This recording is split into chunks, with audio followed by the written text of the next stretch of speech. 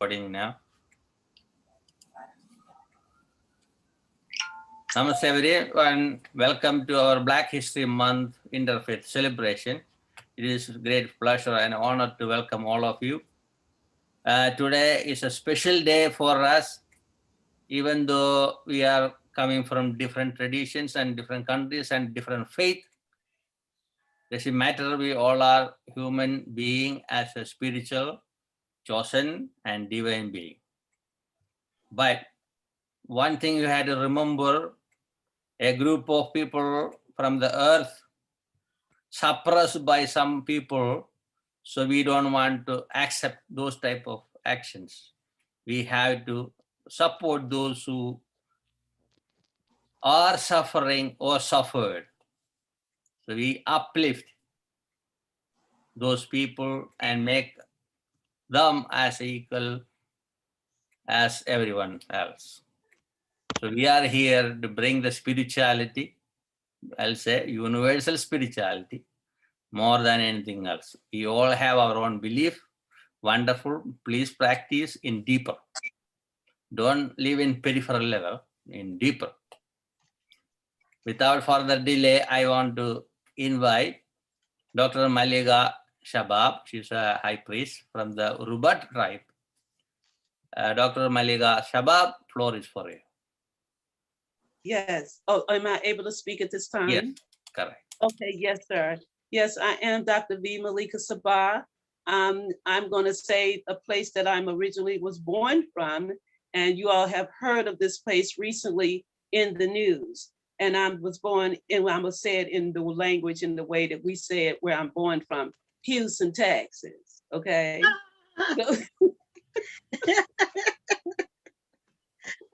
And believe me, when I lived in Washington, D.C., with a bunch of sisters from Harlem, New York, they rest assured, they made fun of every word I said from Houston. So I'm from Houston, Texas originally.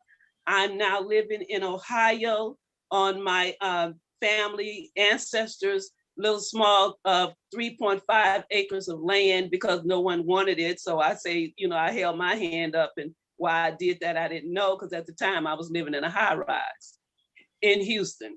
So, but since I've been here on this land from the ancestors, I'd say that I wouldn't change it for anything in the world. I wouldn't even want to go back downtown Houston, working for the mayor's office, walking around in high heels downtown in a high rise condominium. This is the best thing that ever happened to myself and my family. I'm also an ordained and licensed minister. And I am not, we say that, I have to make a little correction because people don't know. We say that we are of the faith of Ifa Orisha. We don't say that we are of the faith of Yoruba. So thank you, brother. A lot of people get it that way. But our faith is Ifa, I-F-A, and Orisha, without the H. And so because of that, this is basically what our people from African Asin, not descent Asin, came from when we were brought over here, from our motherland. And we say mother for a reason. It's a reason that we call it motherland, from our motherland, because Africa gave us everything, like you would be from your mother. It gives you everything.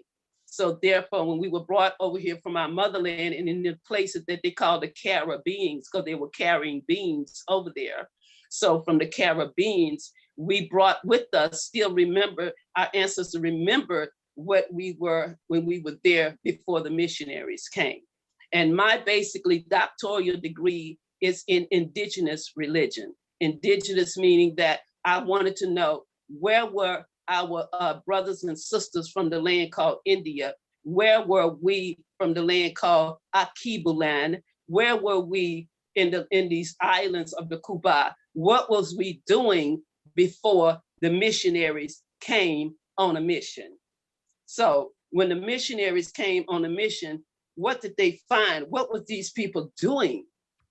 How did they live before that happened? So therefore, my studies was that of indigenous religion. I didn't want to get a degree in a seminary school or anything so I can come out and preach. We have enough preachers, as you very well know. I didn't need to do that. I could do that. I did do it for a minute, but I say, no, my studies was indigenous. And I need to know the history and her story, not just his story. I needed to know also her story as to how we got the way we are. So yes, I thank you all so much. I thank Queen Diambe for having me be in her stead, for being on here, because I'm taking her place. I work with her, and I'm also one of her spiritual advisors.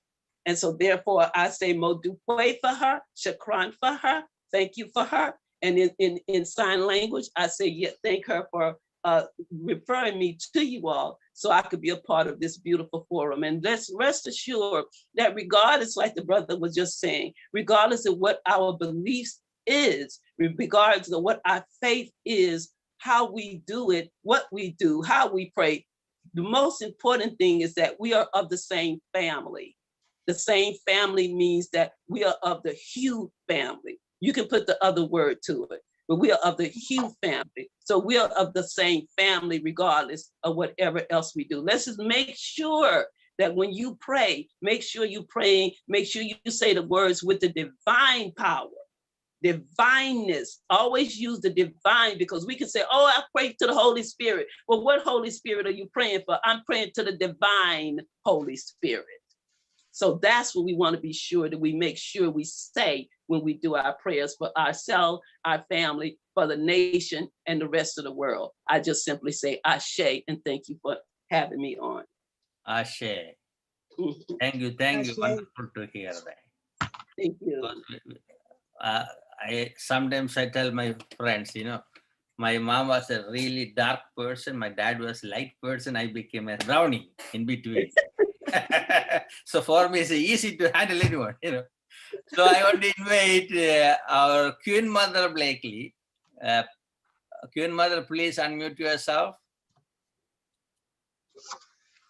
Queen Mother. Maybe she's talking to somebody.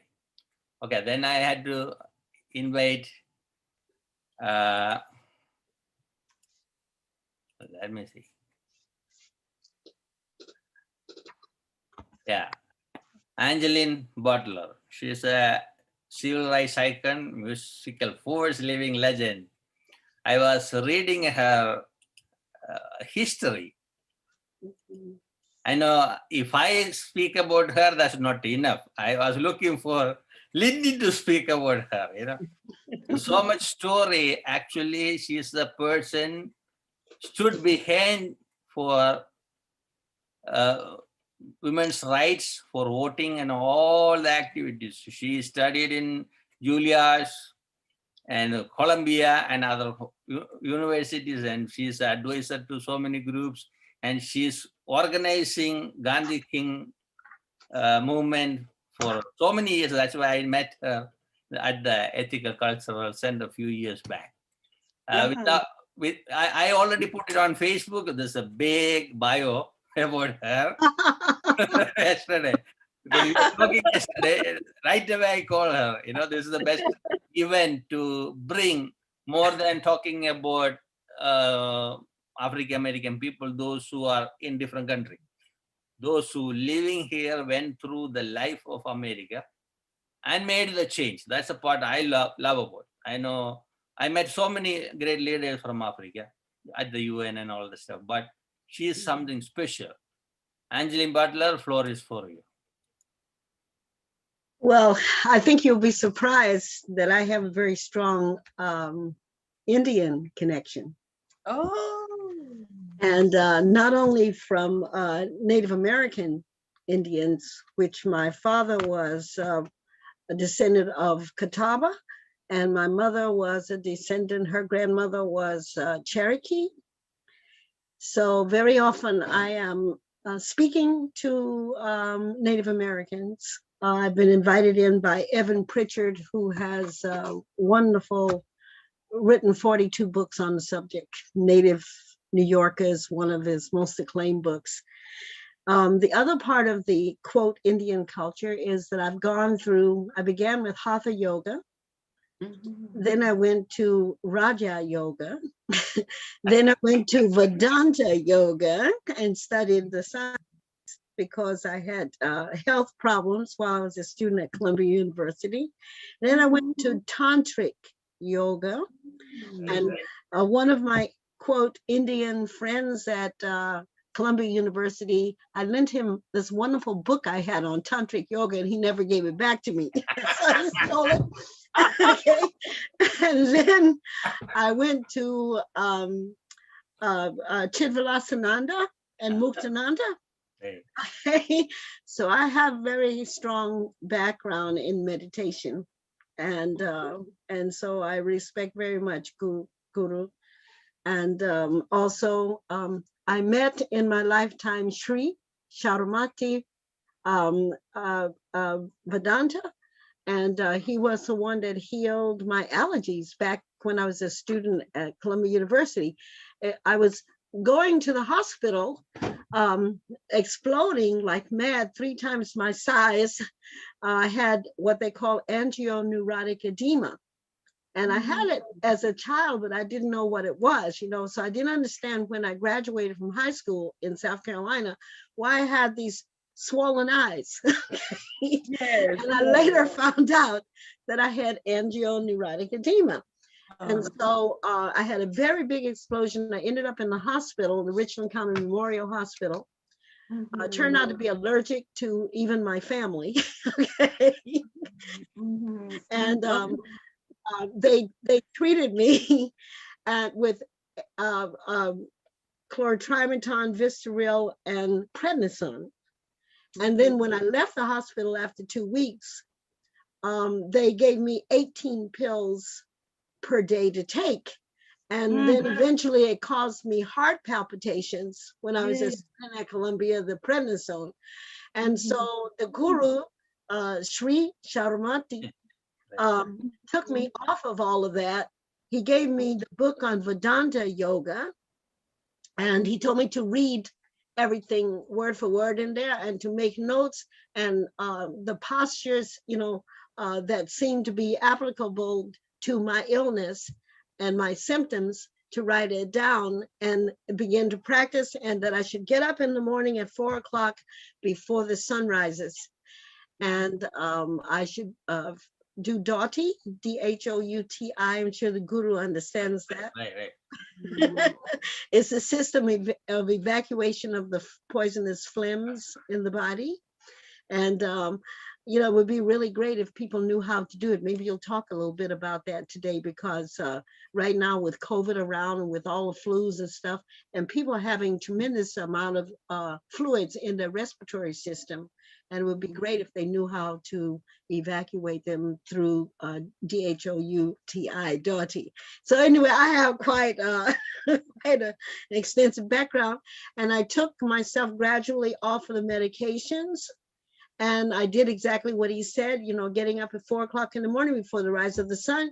And first I, bathe my body, and then I evacuate my system, and then I sit for 1 hour in meditation, and then I go for a walk, and I breathe slow 10 breaths, and listen to nature. And over a period of time, I lost all those angioneurotic edemas. Oh, great. Give thanks. Wonderful to hear the story, because these are the things people don't know what is the treatment, Yesterday I was talking to one of the group, then they talk about the vaccination, this and that. I said, wonderful to have vaccination when it's really emergency, We don't know. Food, water, thoughts are our medicines, even air is medicine. When we will mess up everything, what is inside the earth will bring it up and we'll take it. And reverse everything. That's the way we do things, So I like to hear your story about the jail. Okay. That is very important. Well, there is that too. Okay. I was a teenager, and I went to Fisk University by accident. I had a scholarship at Overland College, because I was a musician all my life and a beauty queen. And I represented my state as Miss South Carolina National Shrine to Philadelphia, all those kinds of things. And so I had this talent, which I was unaware as to how strong it was. So I went to Fisk University, and some people were attracted to me, like John Work, who was 16 years a conductor for the Jubilee Singers. President Stephen J. Wright, for some reason, took me in. I had almost become an alcoholic in my first year because I didn't want to be at Fisk because, you know, like I said, I got there by accident, and I had a scholarship to Oberlin. So the last thing I wanted was to go to a Black college, you know, in Nashville, Tennessee. But anyway, I wanted to go to the conservatory. Anyway, so I was drinking Morgan David wine in the dormitories, out drinking everybody, you know. It's the truth. And we go, you know, down to the local restaurant that served wine and stuff, and I would drink everybody under the table, come back to the dormitory drunk. And then when at Fisk, they had very strict rules about behavior, you know, because you're a Fisk lady, okay? And Miss Margaret Sims in the dormitory at Scrivener had me constantly on social probation because I was always violating the rules. For instance, on Sunday, you couldn't wear tennis shoes through the lobby. Okay, you had to dress up and be a Fisk woman. Okay, and so I would purposely wear my tennis shoes and this kind of stuff so she put me on probation. Okay, I was rebelling against everything in my first year at Fisk, but Reverend Dr. Stephen J. Wright, the president of the university, and his wife, Rosalind, and then Dr. John Work and his wife, both those families kind of took me in because they saw something else in me. And then Marion Fuson and her husband, who was head of the physics department, they kind of took me in. They started inviting me to their house on Friday night. And so it is through Marion Fuson that we are introduced to the nonviolent workshops that are going on at the First Baptist Church in Nashville. And Jim Lawson, who was asked by Martin Luther King to come to the South, and he dropped out of Oberlin College to actually, he didn't finish his studies there because Martin Luther King asked him to come to the South now. We need you now. So he teamed up with the Fellowship of Reconciliation and became like a field worker for the Fellowship of Reconciliation. He came to Nashville and he set up these workshops through the Nashville Christian Leadership Conference, which was a leg of the Southern Christian Leadership Conference. And so Reverend Kelly Miller Smith was the pastor of that First Baptist Church in Nashville, where they first began those workshops. So Mrs. Nelson Fuson, Marion, who is now 101 years old, and you're going to be meeting her, not in person, but you'll be meeting her on the phone for our Gandhi King event. She was the one who introduced the students who were in the Nashville Friends, her group, to the nonviolent workshops. And literally in the meantime, Martin Luther King paid a visit to Fisk through the president, Stephen J. Wright, for our spring festival in '59. And that was the first time I really, knew more about Montgomery. We heard about Montgomery, we heard about Rosa Parks, but, hearing about it firsthand is a whole nother story. And Martin Luther King came and he talked to us about that. And I had a chance to show him around to the art gallery at Fisk. And because he was staying with Dr. Stephen J. Wright and Mrs. Wright. And so I had a chance to show him around to the gallery, which was a very short distance away. And Aaron Douglas and very many famous Black painters were there. And I was 17, I was very naive, and naturally I was fascinated by this young person because he was about 27 at that point, 27, at most 28. And I didn't have many questions for him because, I was just really too thrilled to be in his presence, and that Dr. Wright had allowed me to take him over to the gallery. So 1 year later, I'm in jail. Okay. Okay. 1 year later, exactly 1 year later, after that, 59, I'm in jail. And I'm leading the movement in Nashville. Now, how did I get there? Well, the nonviolent workshops, and then I met John Lewis, and James Bevel and Bernard Lafayette, and they sometimes came to Mrs. Fuson's Quaker meetings that were on Sunday mornings. And that was the first time I had a chance to experience meditation, Guruji. That's good. Because the Quakers sit in silence. And then when they feel the spirit, they get up and they testify or talk about what came to them. So I had those two things going for me. And then now the nonviolent workshops. And then they moved the workshops up to another church, which was the Clark Memorial Church, which was nearer to where the campuses where students could be more participant. And that worked, and we drew a larger crowd from Tennessee State University, A&I, Agricultural and Industrial, from Harry Medical College, which was across the street from Fisk University, and from American Baptist Theological Seminary, which was up the road on Jefferson. And they were smaller, but they had all the ministers. And all those young ministers at American Baptist Theological Seminary were already involved with Martin Luther King and SCLC. So we all of a sudden, after training in 59, began testing in local downtown Nashville establishments in small groups. And we go back, instead of getting arrested, because we hadn't contemplated anything at that point, we just, if they ask us to leave, we would leave. And we go back to the meeting in the evening, and then we would explain what happened to us that day. So now we would go through role playing, and some of the ministers would be the bad white guys, and we would be the students, and they would throw us off the chairs. They would cuss us out. They would throw things at us. And now we had to explain how we felt when that was being done to us. So they were programming us what we could expect from the white community when we protested, whether it was a freedom ride, a sit-in, or whether it was a picket line, or whether we were doing the movie theaters, whether we were working on integrating the schools, no matter what, because it wasn't about sitting in.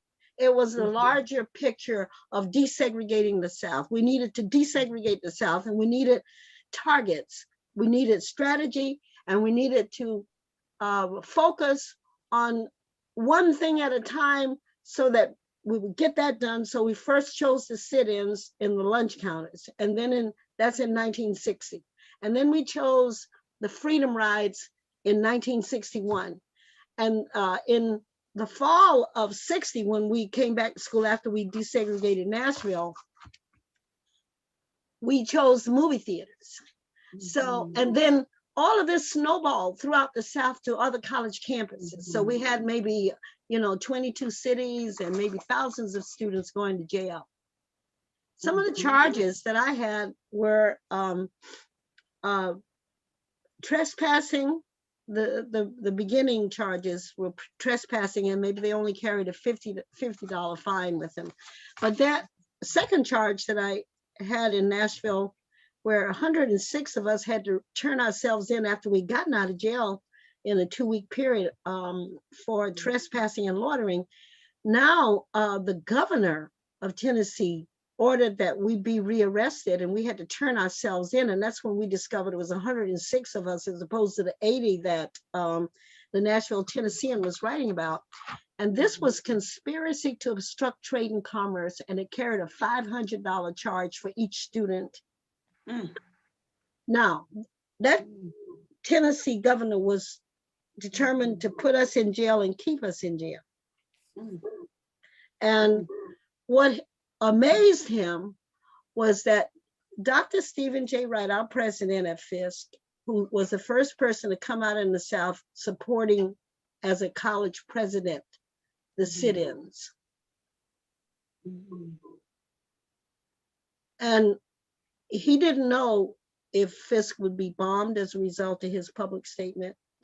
You know. Now, I understand that Wikipedia has that he objected to the sit-ins. That's not correct. Now, or objected to the sit-ins or asked us to stop sitting in. That was only after the steering committee was meeting with the downtown merchants and they were negotiating desegregation. They asked us to stop demonstrating during that period. So to have some peace while they were demonstrating, okay? while they were negotiating. And then, of course, we would go back, you know, we would return. If we didn't like what they came up with, we would return to the counters and do more demonstrations, okay? But he was the first president to call a convocation on a Black college campus and to publicly support the actions of the students. Dr. Stephen J. Wright. And then he was really a marvelous human being. When we were in jail, he was down in Tuskegee Institute with Booker T. Washington, and they were in a meeting, and he wrote all night long when he heard the students were in jail to get back on the train to get back to Nashville to see about his students. So we love him. You know, very few people have ever spoken about him, but this was a great support for us because we didn't expect it. Because at Tennessee State, they had the opposite response. At Tennessee State, which had, well, Fisk only had maybe a, you know, like under 1,000 students, but Tennessee State had thousands of students, and that was a state institution, and they were up the road. Well, on the morning that we were arrested the first time, the governor called their president and asked him to call a convocation over there. And he promised them 2 new school buses for the football team and 3 new water fountains in the dormitories in the buildings if those students wouldn't go downtown that day. And that was, convocation happened in the morning immediately after our arrest. And Matthew Jones, who died just about 3 years ago, he was living in New York. He sicked all of the basketball and the football team, and everybody walked out on the president and headed for downtown Nashville to the First Baptist Church, where James Bevel and the ministers were there, and they sort of put them in groups of 6 and 7 and told them where they would go. And they sat in every place they could at that day, and the police arrested everybody they could until the jails that wouldn't take anymore. So that was February 27th, 1960. That was the first day of massive arrest in the South. It's such a long story. I could continue, but I think I should stop there. Yeah, and I'll put it another day for only for you. Because so much story is there, you know. People should hear the story. Thank you. I appreciate Angeline Butler. March 25th. March 25th she'll be on again.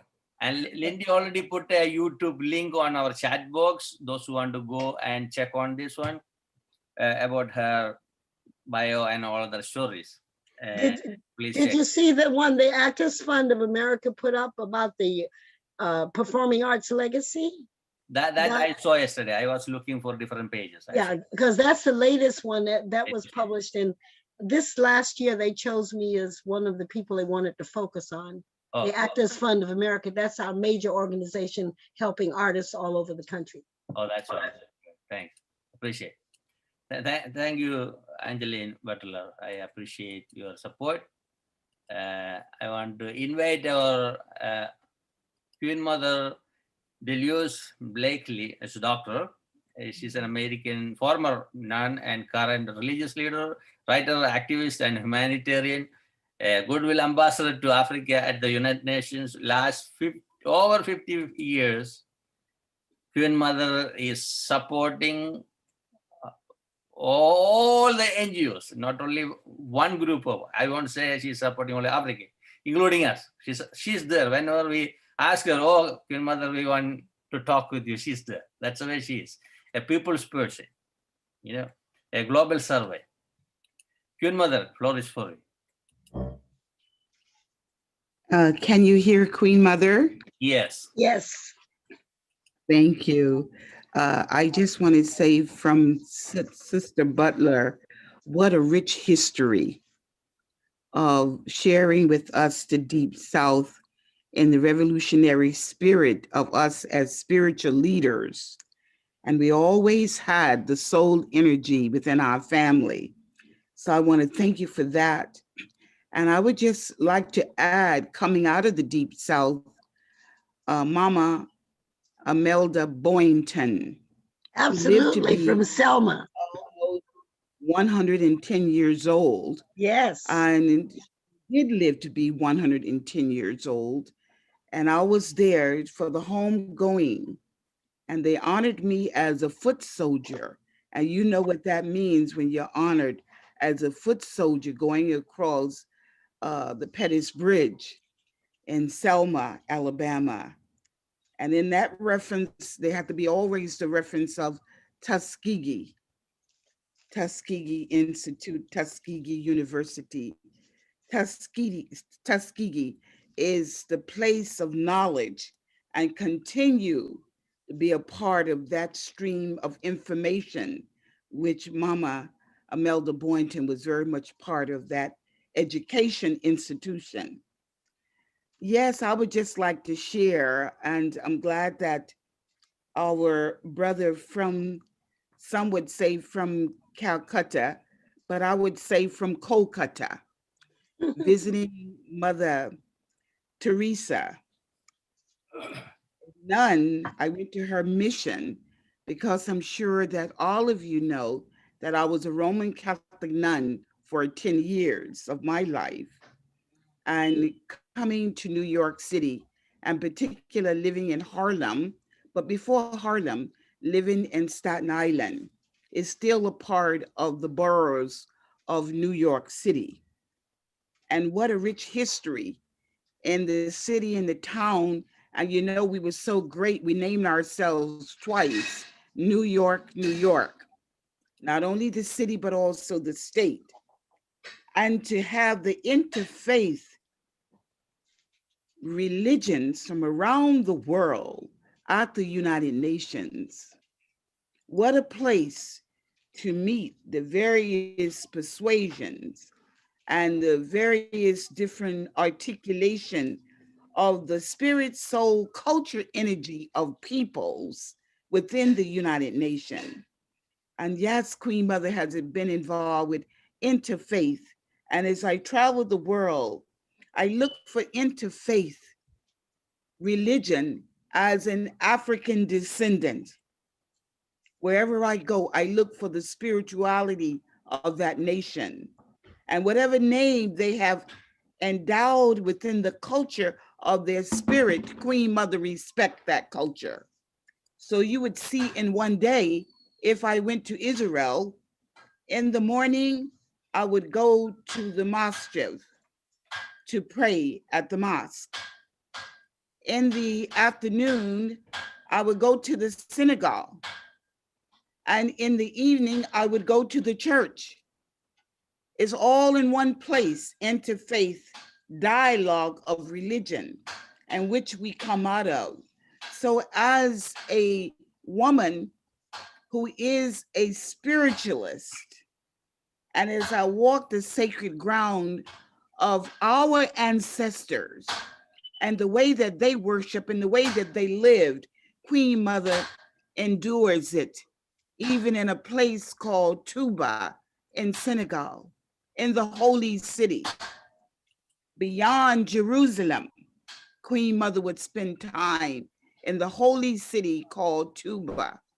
So I've been very blessed, I would say, to our brothers and sisters have had that opportunity in life. And I continue to enjoy that opportunity because it's about tolerance. How do we live with each other without killing each other? How do we live together? Religious tolerance is what Queen Mother is practicing and preaching in the world. And I would just like to leave it there by joining this historical conversation and so enriched. I wish the world was listening to us today, which last week we were at the discussion of social development at the United Nations, which Queen Mother joined around some of the systemic problems, or you would say systemic issues that we must continue to address and pass on to the next generation and the next generation and the next generation. They can't always wait for us in intergenerational relationships, but they do slow down once in a while, and they will call Queen Mother, have Queen Mother to be a part of their assembly or a part of their involvement with conversation or discussion. Yes, religion is usually a part of that equation when I do speak to them. And so it is a part of our life setting pattern in life itself. We are born out of the reality of this consciousness spiritually. Every one of us is born in it, whether we want to be in it or not. We are born in it. And so as we tolerate each other and share with each other what we are born into, we will say that we appreciate that, especially at the global community, which our brother is rendering to us today. It's about, yes, Black History Month, but what does all of that mean if we do not reach into the spirituality of our historical moment in time? And so I appreciate that. And Queen Mother would like to say, thank you for including me in the discussion and in the dialogue and in this moment of spirituality with each other. And I thank you from the seat in Harlem, New York. Thank you. Thank you, Queen Mother, listening to your wisdom. You know, I want to have a personal event, meeting everyone in a hall. You know, that's what I like it. But somehow Corona made us in this situation. Fine, we won't give up. Still, we'll continue our work. You know, appreciate your support. I want to invite Reverend Susanna Markham. She has a poem. Susanna, flourish for it. Thank you, Gurji. And first, I want to thank my African American sisters for their wisdom, their strength, their sacrifice. I bow to your radiance, and I thank God to be here with you. And I thank God for the work you've done, because African history, Black American history is human history. I asked Gurji if I could humbly read Amanda Gorham's poem that she read at Biden's inauguration. You know, every once in a while, when things are dark, God sends a prophet, a voice. We saw this with Martin Luther King. We saw this with Nelson Mandela. But it amazes me that lately it's been young women, right? Think of Greta Thunberg regarding the environment, how she galvanized the world. Think of Malala when she got shot by the Taliban, how she galvanized the world for what female education. So when Amanda Gorman spoke her words, her truth, the internet went wild afterwards, talking about, you know, the next one. She's 24 years old. She's an American poet and activist. Her work focuses on issues of oppression, feminism, race, marginalization, and the African diaspora. She was the first person to be named National Youth Poet Laureate. And when I read her poem, which I could never read, I'm humbly reading the way she read, she's talking about the United States, but I would ask, because Guruji's forum speaks to the world, that we can say, instead of the United States, the world, any country, okay? Because these are universal truths. When day comes, we ask ourselves, where can we find light in this never-ending shade? The loss we carry, a seed we must wade. We brave the belly of the beast. We've learned that quiet isn't always peace, and the norms and notions of what is isn't always just is. And yet the dawn is ours before we knew it. Somehow we do it. Somehow we've weathered and witnessed a nation that isn't broken, but simply unfinished. We, the successors of a country and a time where a skinny Black girl descended from slaves and raised by a single mother can dream of becoming president, only to find herself reciting for one. And yes, we are far from polished, far from pristine, but that doesn't mean we aren't striving to form a union that is perfect. We are striving to forge a union with purpose, to compose a country committed to all cultures, colors, and characters and conditions of man.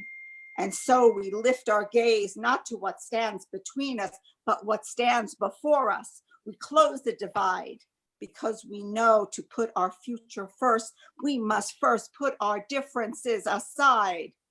We lay down our arms so we can reach out our arms to one another. We seek harm to none and harmony to all. Let the globe, if nothing else, say this is true, that even as we grieved, we grew, that even as we hurt, we hoped, that even as we tired, we tried, that we'll forever be tied together, victorious, not because we will never know again defeat, but because we will never again sow division. Scripture tells us to envision that everyone shall sit under their own vine and fig tree, and no one shall make them afraid. If we're to live up to our time, then victory won't lie in the blade, but in all the bridges we've made. That is the promised glade, the hill we climb, if only we dare it. Because being American is more than pride we inherit. It is the past we step into and how we repair it. We've seen a force that would shatter our nation rather than share it, would destroy our country if it meant delaying democracy. But this effort very nearly succeeded. But while democracy can be periodically delayed, it can never be permanently defeated. In this truth, in this faith, we trust. For while we have eyes on the future, history has its eyes on us. This is the era of just redemption. We feared its inception, but we did not feel prepared to be the heirs of such a terrifying hour. But within it, we found the power to author a new chapter, to offer hope and laughter to ourselves. So while once we ask, how could we possibly prevail over catastrophe? Now we assert, how could catastrophe possibly prevail over us? We will not march back to what was, but move to what shall be, a country that is bruised, but whole, benevolent, but bold, fierce and free, We will not be turned around or interrupted by intimidation, because we know our inaction and inertia will be the inheritance of the next generation. Our blunders become their blunders. But one thing is certain: if we merge mercy with might and might with right, then love becomes our legacy and change our children's birthright. So let us leave behind a country better than the one we have left. With every breath of my Brown's pounded chest, we will raise this wounded world into a wondrous one. We will rise from the golden hills of the West. We will rise from the wind-swept Northeast, where our forefathers first realized revolution. We will rise from the lakeland cities of the Midwestern states. We will rise from the sun-baked South. We will rebuild, reconcile, and recover in every known nook of our nation, in every corner of our country. Our people, diverse and beautiful, will emerge battered and beautiful. When day comes, we step out of the shade, aflame and unafraid. The new dawn blooms as we free it, and there is always light if we only were brave enough to see it. If only we're brave enough to be it.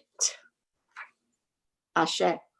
Amen. Hey, that was beautiful, Reverend Susan. See, Amanda Gordon, 24 right. years old. She made a history. She gave some vision to youth, because 40% of the citizens around the world are youth. We have to focus on them. They can make the change within 1 week. That's the way they are. I like to invite Reverend Olurumi Alapo, one of our long-time friends. Remy, floor is for you. Namaste, everybody. Peace and blessings to you all. Thank you, Guruji, for inviting me again here today. Queen Mother, greetings, peace and blessings to you and our previous guest speaker. It is always customary to recognize those who are older than us and all those who have been here before us. So with your permission, I ask and I request that I give excerpts from Dr. King's speech, since we're celebrating a Black History Month event today with World Yoga Community. And this speech was his I Have a Dream speech. Of course, many people have heard this so many times, and I'm going to read sections of it to help in commemorating today's event. So again, this speech was given by Reverend Dr. Martin Luther King Jr. On the march on Washington on August 28, 1963. I have a dream. I am happy to join with you today in what will go down in history as the greatest demonstration for freedom in the history of our nation. 50 years ago, a great American in whose symbolic shadow we stand today signed the Emancipation Proclamation. This momentous decree came as a great beacon light of hope to millions of Negro slaves who have been seared in the flames of withering injustice. It came as a joyous daybreak to end the long night of their captivity. But 100 years later, the Negro still is not free. 100 years later, the life of the Negro is still sadly crippled by the manacles of segregation and the chains of discrimination. 100 years later, the Negro lives on a lonely island of poverty in the midst of a vast ocean of material prosperity. 100 years later, the Negro is still languished in the corners of American society and finds himself in exile in his own land. So we've come here today to dramatize a shameful condition. In a sense, we've come to our nation's capital to cash a check. When the architects of our republic wrote the magnificent words of the Constitution and the Declaration of Independence, they were signing a promissory note to which every American was to fall heir. This note was the promise that all men, yes, black men as well as white men, will be guaranteed the unalienable rights of life, liberty, and the pursuit of happiness. It is obvious today that America has defaulted on this promissory note, insofar as her citizens of color are concerned. Instead of honoring this sacred obligation, America has given the Negro people a bad check, a check which has come back marked insufficient funds. But we refuse to believe that the Bank of Justice is bankrupt. We refuse to believe that there are insufficient funds in the great vault of opportunity of this nation. And so we have come to cash this check, a check that will give upon us demand the riches of freedom and the security of justice. We have also come to this hallowed spot to remind America of the fierce urgency of now. This is no time to engage in the luxury of cooling off or to take the tranquilizing drug of gradualism. Now is the time to make real the promises of democracy. Now is the time to rise from the dark and desolate valley of segregation to the sunlit path of racial justice. Now is the time to lift our nation from the quicksands of racial injustice to the solid rock of brotherhood. Now is the time to make justice a reality for all God's children. It will be fatal for the nation to overlook the urgency of this moment. We can never be satisfied as long as the Negro is the victim of the unspeakable horrors of police brutality.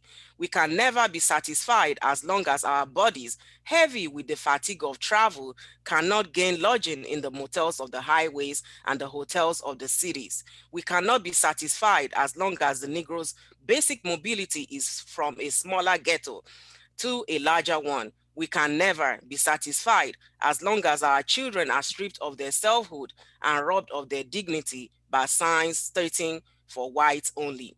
We cannot be satisfied as long as a Negro in Mississippi cannot vote and Negro in New York believe he has nothing to vote on. Of course, many people may be wondering, this was, the March on Washington in 1968, and we have come a long way until today that we're in 2021.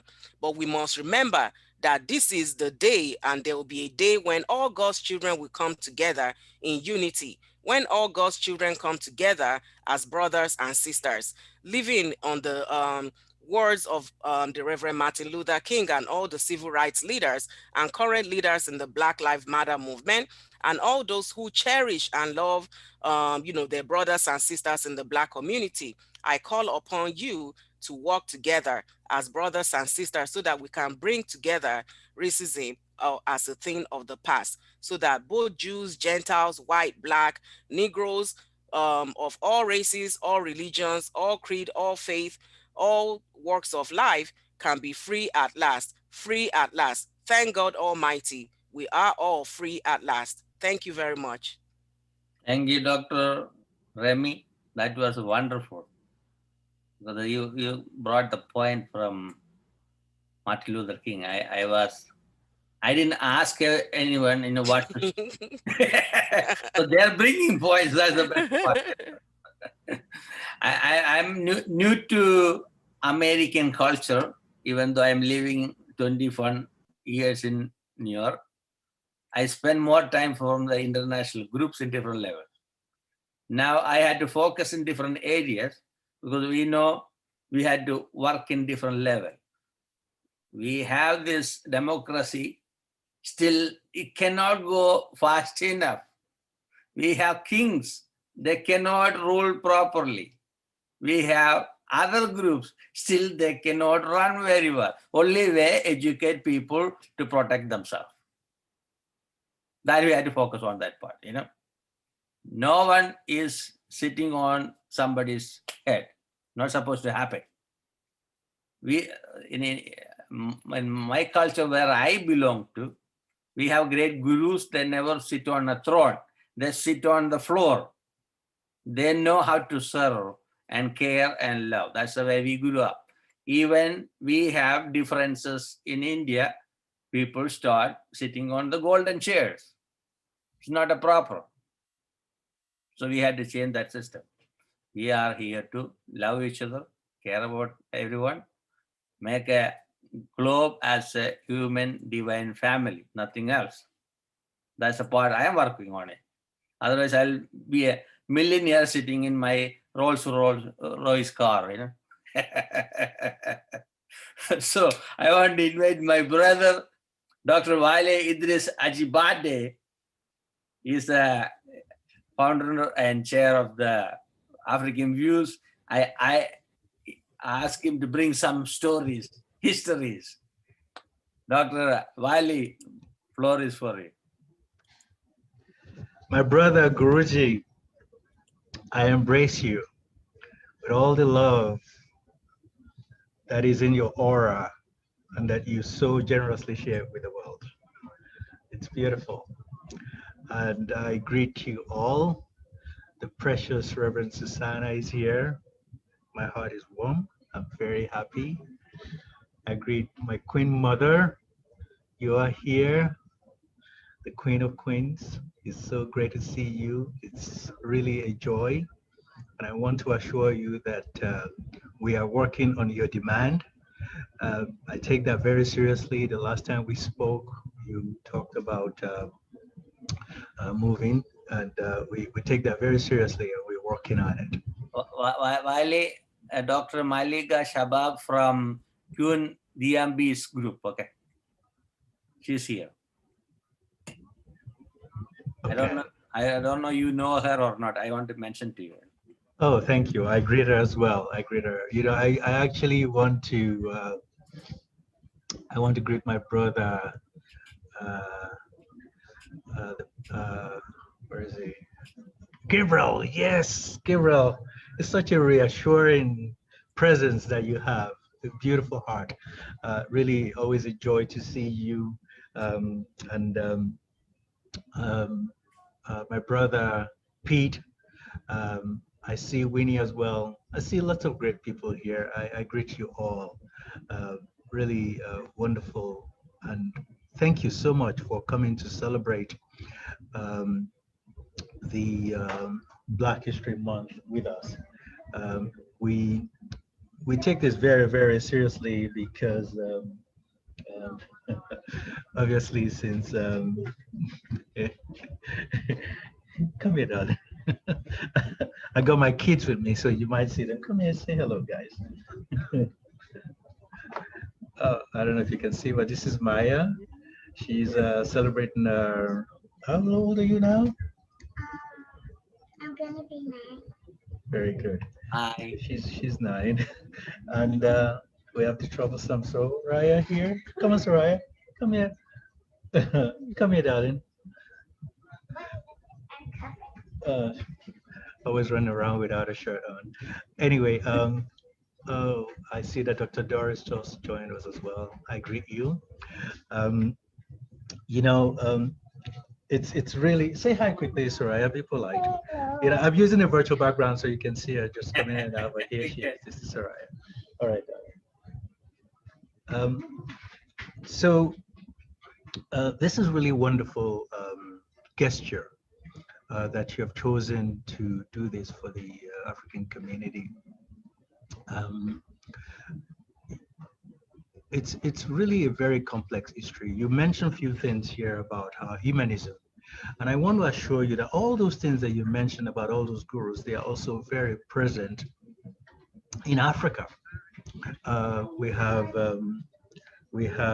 traditional practitioners who show the same value as the gurus of India in their own traditional elements. And I want to assure you also that we have that in Europe. This is just human beings are the same everywhere. I want us to always keep that in mind, that our cultures are just interpretation of our phenotypes, of our environment which we grew up in, which has cultivated a linguistic nature, language, etc., before we were colonized.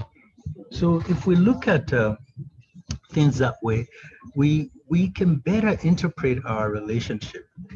So in the United States, I want to start because really this history is the history of African Americans, which is the history of Africans in America.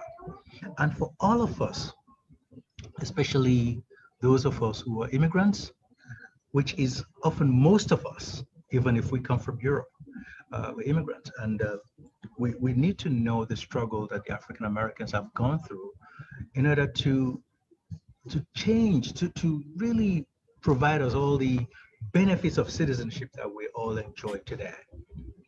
You know, many of them, including Europeans in America, have paid with their blood on the street, lives, to provide us all the civil rights that we enjoy. And it didn't just happen that way. Even generations before them have gone through all these elements. And the challenges are there. So we continue to experience that today, and it's important for us to always put that in perspective, because it's easy to see someone of African American descent or African descent and say, oh, it belongs to that group, you know, there's no relationship with me here or there, whereas there is, because without their experience, we won't be enjoying what we're enjoying today, whoever we are.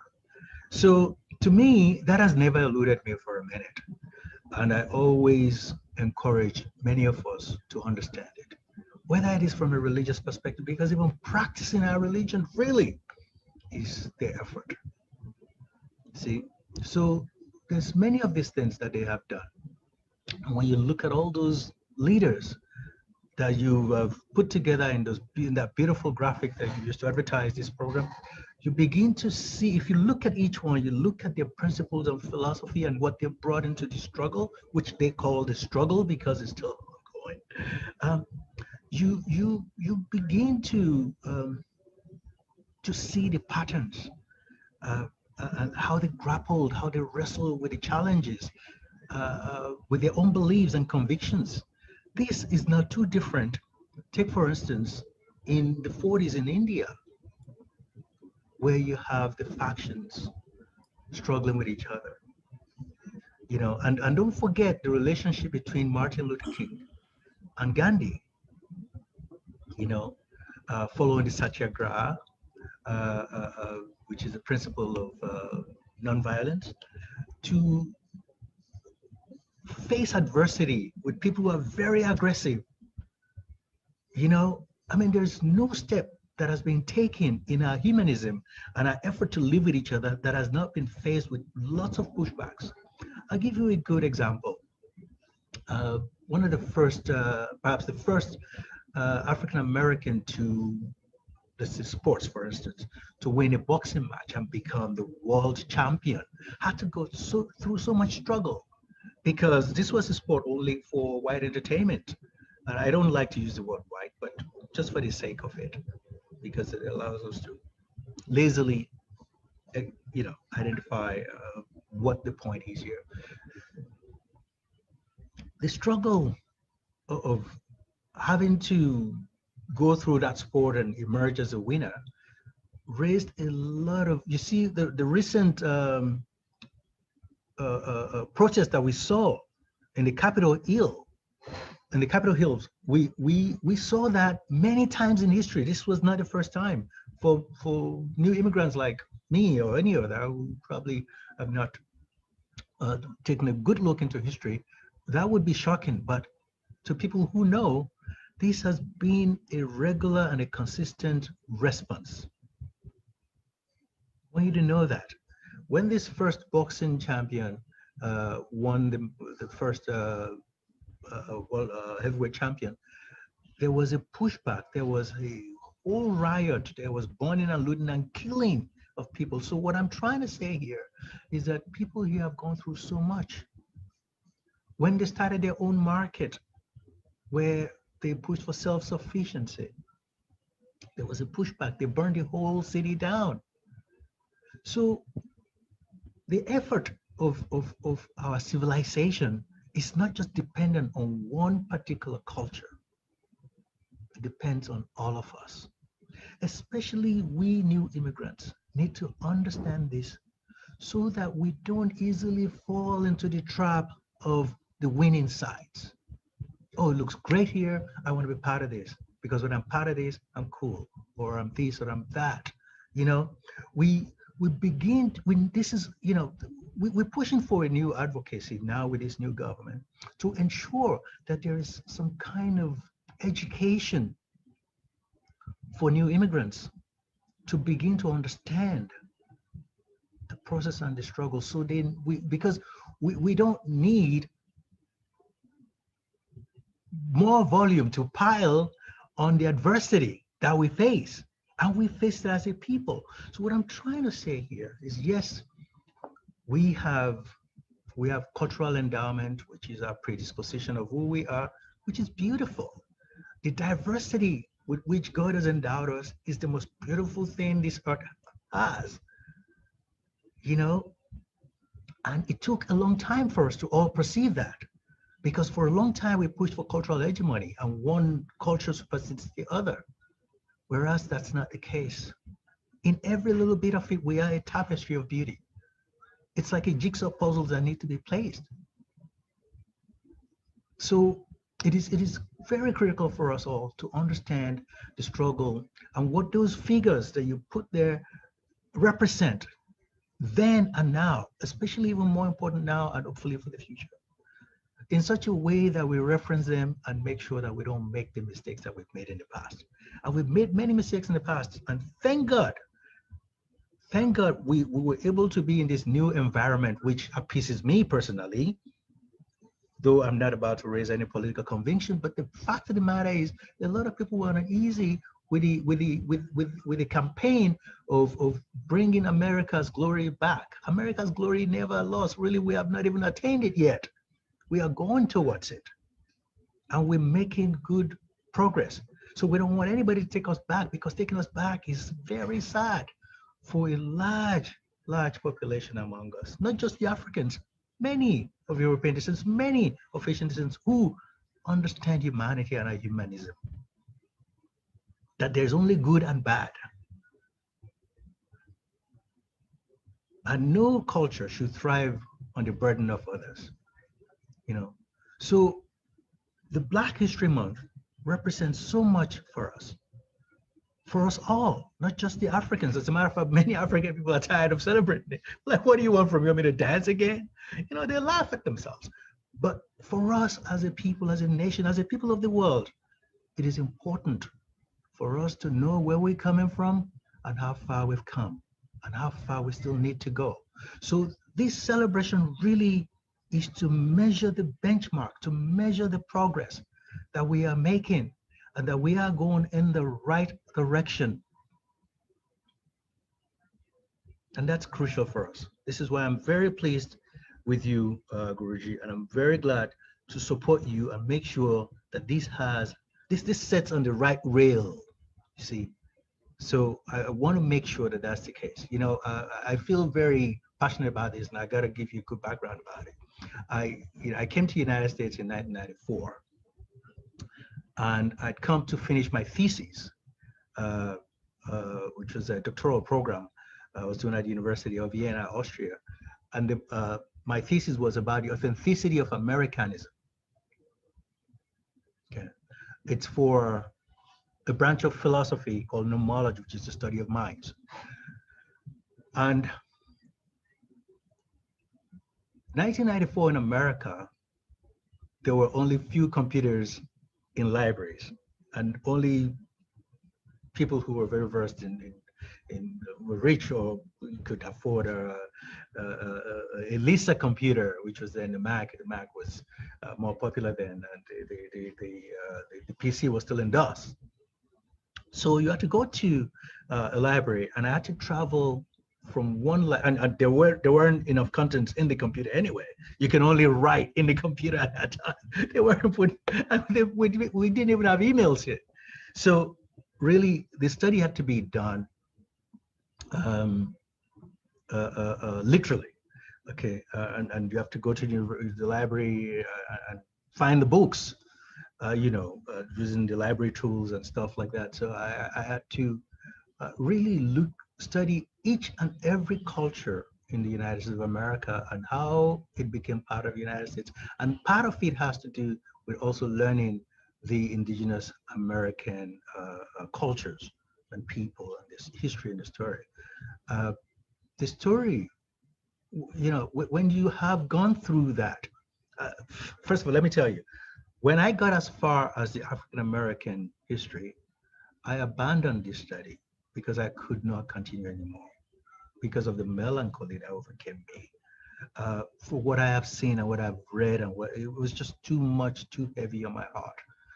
That if people have gone through so much struggle, so much pain, and when I see people on the street, I cannot separate them from that struggle.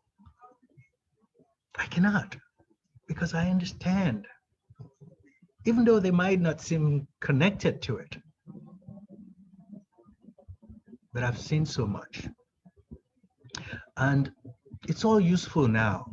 It's all useful now because there's a purpose to everything, especially when you have some spiritual inclination, like we all do. So you know that it's impossible not to have a calling after all of that experience, that even the whole process had been a calling from the get-go. So I've managed to summon courage and completed my studies and all of that. And I have calligraphy writings of thousands of pages on these issues, thousands of pages. You know, they remain a treasure today because this information still are not, you can find them on the internet because you know, they are in very old books. But what's good is that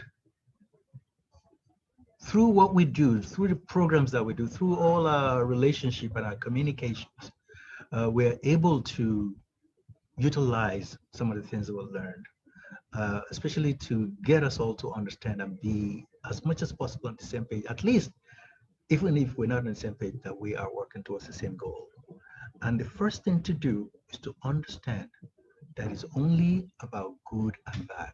It's not about anything else, but good and bad, not about our humanism. It's about our humanity, which is then good and bad. So I applaud you all for being here, and for celebrating this wonderful occasion. I love you very much, Guruji, and I commend you for this courage because it's a very difficult topic. I warned you that you didn't know what you were getting into, but we'll sail through it together. I think what is most important, especially from our group here, is to continue to give our blessings for this process. I don't want to call it a struggle because nobody should struggle forever. The struggle must end. I don't believe in the struggle must continue. I think the struggle must end, and peace is what needs to be achieved. So I think we should all, in our prayers, in our hearts, pray for peace, pray for harmony. Harmony, I believe, is much better than unity. Unity is a confused word. It doesn't happen. We saw the Republicans and the Democrats still slugging it at the Congress. There is no unity there. So but what we want is harmony. What we want is understanding. What we want is peace. Whatever we do must be for the greater good. So I thank you again all for this opportunity. I am with you and support you, and we'll get through this together. I'm here if there's any questions. Thank you so much. I appreciate it. Thank you, Dr. Wiley. I want to mention something. You know, we all came from different background. We all are expert in certain areas. That's the best part about our group, right? All are different types, different ethnic groups, different countries, in different practices, different behaviors. But there's a beauty about this unity in diversity, you know, that I say. And now we are here to support each other. That's the way. This was a plan. We had the discussion group on Wednesday on same subject. Then suddenly we made a decision to have this as a larger scale and bring that discussion deeper level. That's why within few days we mold this event actually. So I'm glad we made that decision. For me, taking a decision is a split second. Okay, this plan is good, we'll move forward. I won't think what I lose in my life. I just go. I know this is good for people. Over around 700 people are watching this event online. Maybe we are here 20 people, but those people are going to get the message from us. We are spending little time from our life to educate people. Education is a major resource we had to bring to people. I remember when I was in college, government of Kerala state made a decision to have a total literacy program. That's the first project happened around the world. That was in my city. 3 years I spent.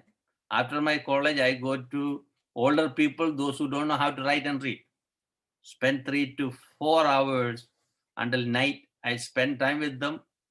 They don't know how to read. It's very hard to teach them.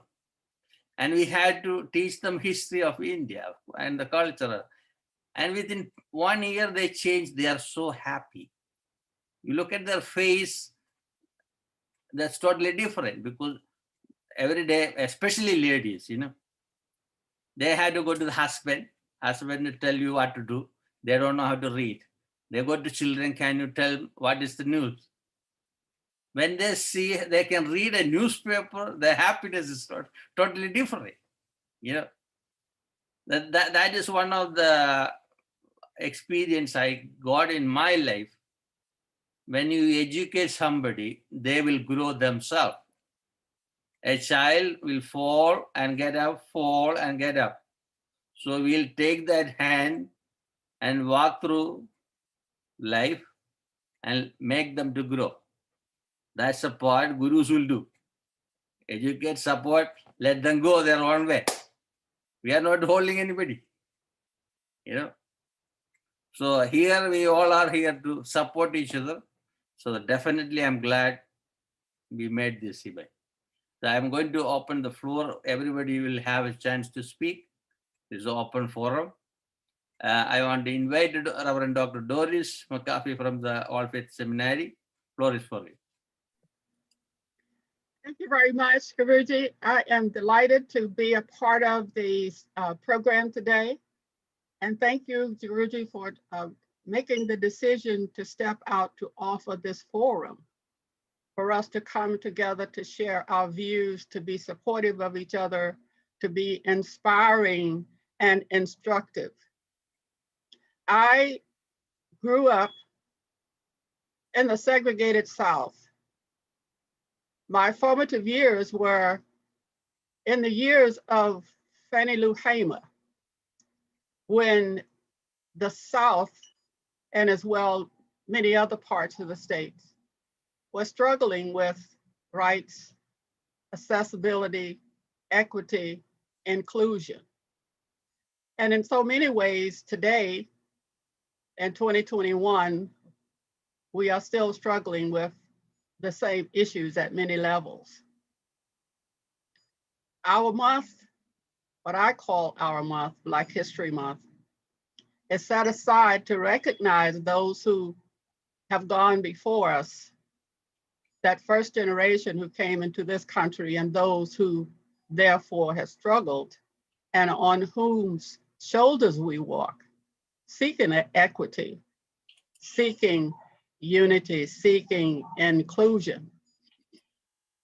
In the book, in the Holy Bible, in the book of Micah, it reads, "He has shown you, O mortal, what is good, and what does the Lord require of you? To act justly, and to love mercy, and to work humbly with your God." So the message therein says to me that we are, regardless of our anointed responsibility, an expression of that divine energy. And within that are to see our fellow brothers and sisters as just that, one with God, and equal in our ability and right to access all that has flown through the creative energy of the divine. I always like to use the hand as a symbol of harmony and balance. When we look at the hand, each finger is so different from the other. Each in the expression of the hand has a responsibility, and it flows into the oneness of the base. The thumb doesn't say to the little finger, I'm better than you. It doesn't say to the index finger, I'm better than you because I'm longer than you. But each, as it's grown and its expressions in the universe, flows into a base of unity and oneness. And in its functionality of the world, it becomes one. And it becomes an instrument of the divine, because we so often say that we are instruments of the divine. And it is through our instrument of the divine that we serve and do the work of the divine. So in that thought form, I am drawn to a poem by Langston Hughes, which says, I too. He says in his poem, I too sing America. I am the darker brother.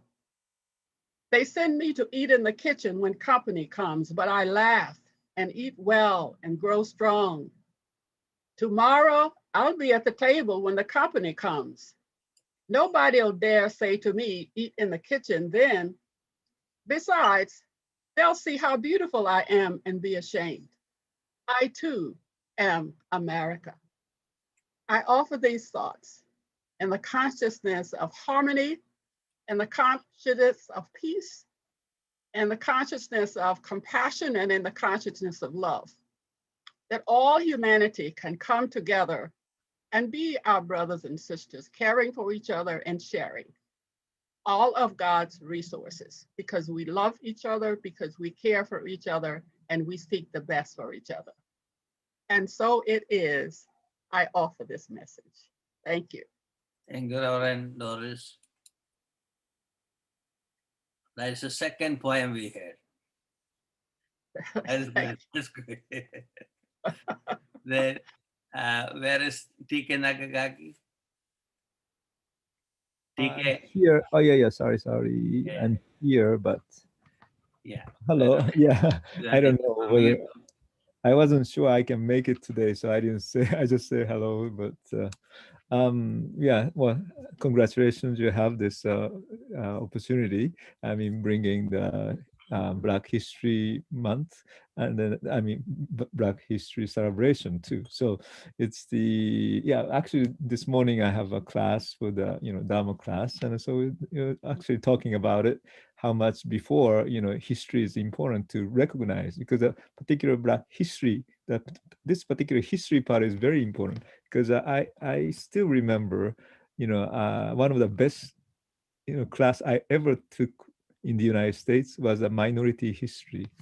And then when we talk about minority history, then you can all realize how much of the so-called that class started from the Native American, and then Black people, and then Asian communities, and all those different parts of the history. But the history itself was very, very important, because major history does not mention about minority history, what's each group have to go through. And then the major history tend to be a little bit of a hero story too sometimes, because we have this much of the things, and we have done this and done that. And even like actually my closest one of my friend passed away because of the COVID, but anyway, that's he was a photographer. He's a Chinese, by the way, but and then when he saw the pictures, the railroad is complete. All we see is a white people, Caucasian people who, that finally make the railroad, they establish. But then he knows that there are many Chinese people worked for it, but then the history book doesn't show that. It's only the main part of the people, the so-called leaders and so forth, but then the true history comes from the, all of the people working behind. But then those are really the hero or, people who create this country. And then I believe the same thing in Black peoples, just starting from the slavery type of parts, but yet some of the cultures created was out of those experience, and so that was in a way a celebration of the rediscovery of the history of how much of the Black community, Black people does, but so as all the other community, any of the minority group or any of the group basically is contributing this country. And so that's for me, it's a very important awareness for the month. And then, because sometimes I feel like, separation of the group too, when you say Black part and, then the Asian parts, I mean, it seems like a little bit all separate, but yet the intention itself is recognized and group. But at the same time, I think recognition of the kind of, we share the common, what do you call it, although it's a different, but yet each group has a history to settle here. And then each group has a struggle, but also achievement, and all those things, a mixture in this country. And so in a way, it's very important to realize the history of each group, and so that we can sort of see the full history of the United States. Not only limited people kind of, created this country, but rather it's all of us who created this country. And so, and then one thing, sorry, but this is totally different, but I have a dream speech. Thank you for sharing that. And then actually that was for me, it was very interesting, but when I was at university student, so almost 40 years ago, actually, to be honest, but 40 years ago, I was taking those speech class. And then one thing, everybody has to memorize entire speech of the things. And then the first one that ever what you could make a speech is actually I have a dream speech. so but then I realized it's much longer. At that time that when a university, I think they cut it in between some parts. And then I still remember how difficult to pronounce Emancipation Proclamation. So that part was always stuck for my speech. But anyway, but then I was reading together, Rumi's sharing the parts, and so I was reading together. I found a page, so I was just going through. So that was very wonderful. And I always like that parts of I have a dream today. It's not tomorrow or yesterday, but today I have a dream. And somehow I like that particular phrase, although the title itself, I have a dream, but I have a dream today makes a big difference. We are not living in the past, although past is important, but yet those past, is the one that make us at this point today. And so that today should be the very important. So I have a dream today is the part that I felt somehow very important. So where we stand, where we're going, in the past, you may have some conflict and so forth. Sometimes because history bring the, kind of agitation sometimes, some people, but yet we are here. But then I think it's nice to respect those history, but yet we are here, and how we can work together, and how much of the sharing of, each people has those story history. And so that's my kind of reflection for today. So thank you very much for giving me this sharing a little thoughts that I have. And then the piece is very important. And I feel like for me, it's also nice to be colorblind, because I'm, in the back of me, there's a statue of a gold color. That's actually the one of the vow of the Buddha. And then which means whoever was born in a land of the Buddha Amitabha, they all become golden color. So that's, because the skin of the color, makes the people divided somehow. But yet, if you take out the skin, I think that each one has a golden, colors, wonderful quality within us. And so those could be a life, the preciousness of life we all have. And so in the end, I feel like this, whatever the colors of the, race and so forth should be also taking off. And then you be everybody will be human beings. And also maybe all just the beings is okay too, not just a human, but beings of like all the, the life that we have on this earth. So each one can shine with a golden color. So maybe you can paint the gold next time. But anyway, but so that the gold itself for the statue here is all gold. It's all gold in the background. Is actually representing, each one has a different color, but yet inside we have all this shining golden color like a light. So I hope,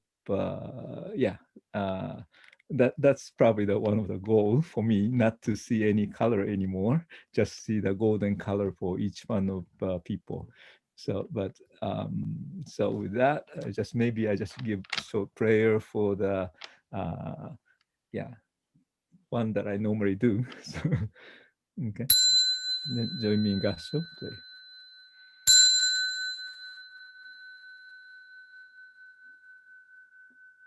Ganishikudoku byodo seishai dohotsubodaishim ojo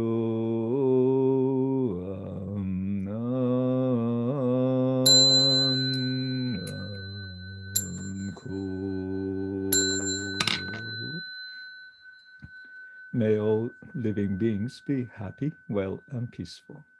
May we all be free from suffering. May we all be free from pain. May we all be free from attachment, from greed, anger, and ignorance. May we all attain ultimate happiness and peace of enlightenment. Peace to you all. Thank you so much. Thank you, Guruji. Thank you, Reverend. Take care. That was wonderful. Always good to have different prayers. Is Gandhi Quadrium is there or Anji? Hello? Yes. Okay, Lindy can go. Lindy. Hello. Namaste, and a wonderful event that you put together, and took on. And so I want to acknowledge that, taking it on, and just making this happen. A lot of great conversations like this. I know when I attend and other people attend, they say, oh, this conversation has to continue. It's so good. And Guru Dileep is part of our Gandhi King Season for Nonviolence Organizing Committee. And so some of the people here will be continuing the conversation, and we invite all of you to continue the conversation with us in March. I'll tell you about both events. So first of all, the Gandhi King Season for Nonviolence, if anybody does not know, was formed by the Gandhi and King family survivors at the United Nations 24 years ago.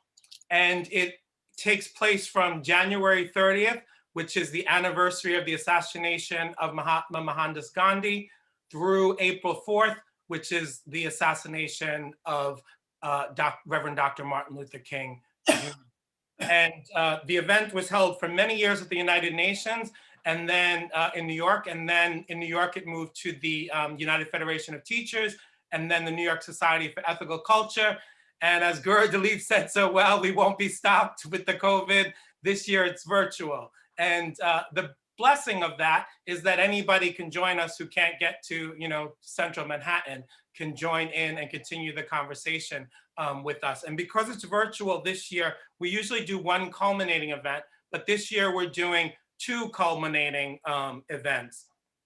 So on Thursday, March 25th, there'll be a Living Historic Civil Rights Movement Icon panel featuring freedom writer Catherine Burks-Brooke, Student Nonviolent Coordinating Committee Movement veteran Angeline Butler, who you heard from here today.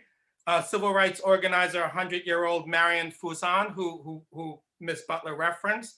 School and lunch counter desegregationist King Holland, sit-in movement veteran Paul LaPrade, freedom writer James Werg, and many others. We will have musical performances from Japan and from other places around the world and here in New York.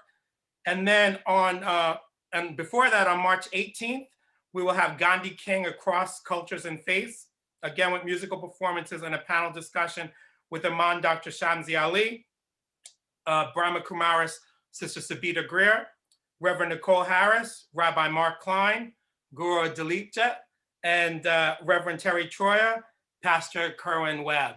And inspired by Guru Dileep, we keep adding and adding and adding, not looking at how much more work that'll mean for us. So we invite you all to participate with us in the Gandhi King season for nonviolence. Guru Dileep has many ways to contact us if you want to become more involved. We would love to have you attend, and certainly if you want to become more involved. All are welcome, intergenerational and cross-cultural. That's what the Gandhi King season for nonviolence is all about, honoring those great leaders' legacy internationally and continuing it. And it's a lot of young people, a lot of students involved on the planning committee. Peter from Peace Lights, who's on here, Guru, and so many others can testify. There's many young people helping to organize it, students from John Jay and from high schools. And so it's also about, as he said, supporting the youth and intergenerationally educating each other. So thank you. And we hope to see you on March 18th and on March 25th, 2 Thursdays in March, to continue this wonderful conversation. Namaste and many blessings, and thank you all. Thank you, Lindy.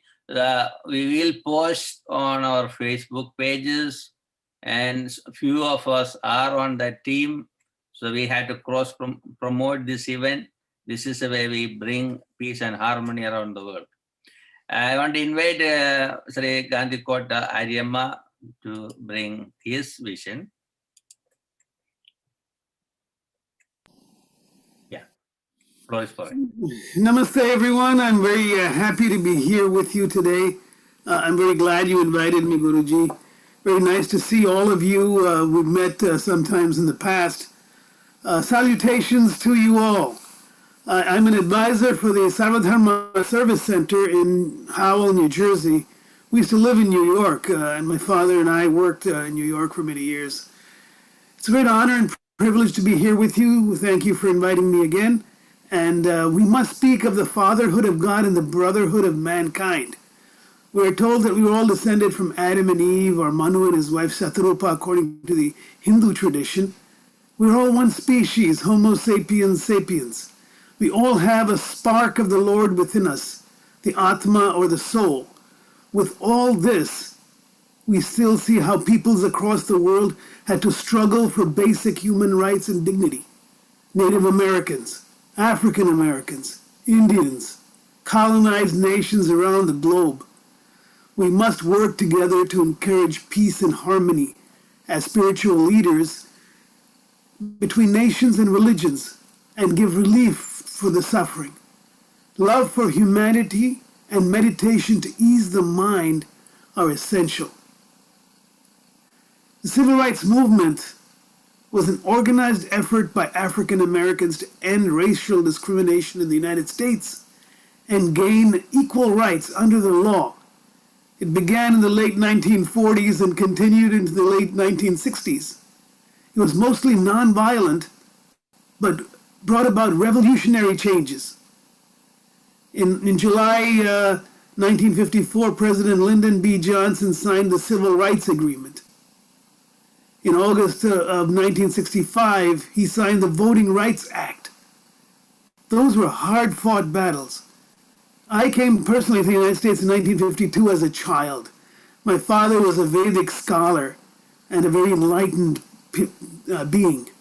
He joined the United Nations in 1951 as an economic affairs officer.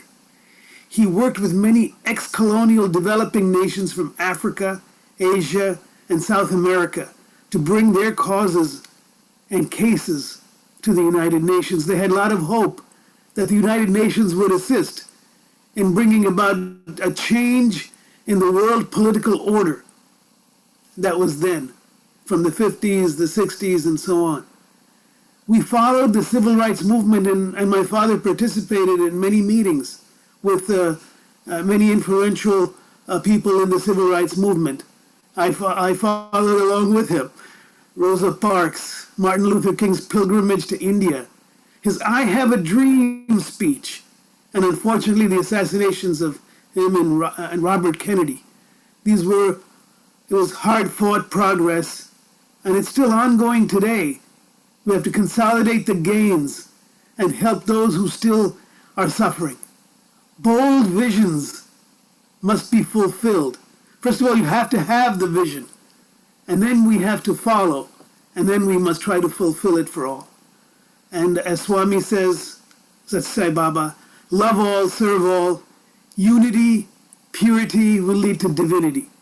So I'll just give one quotation of Sri Sat Sai Baba. There is only one religion, the religion of love. There is only one language, the language of the heart. There is only one caste, the caste of humanity. There is only one law, the law of karma. There is only one God, and He is omnipresent. So I'll conclude with a Shanti mantra or peace mantra. Om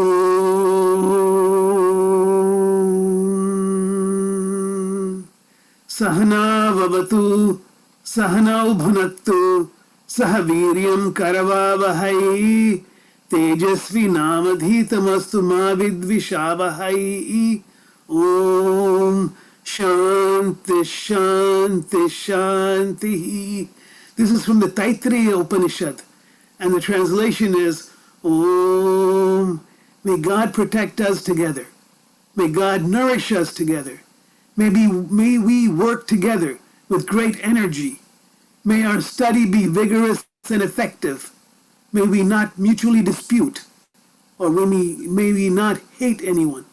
Om, let there be peace in me. Om, let there be peace in my environment. Om, let there be peace in the forces that act on me. And one last prayer. Samasta lokaah sukhino bhavantu. Samasta lokaah sukhino bhavantu.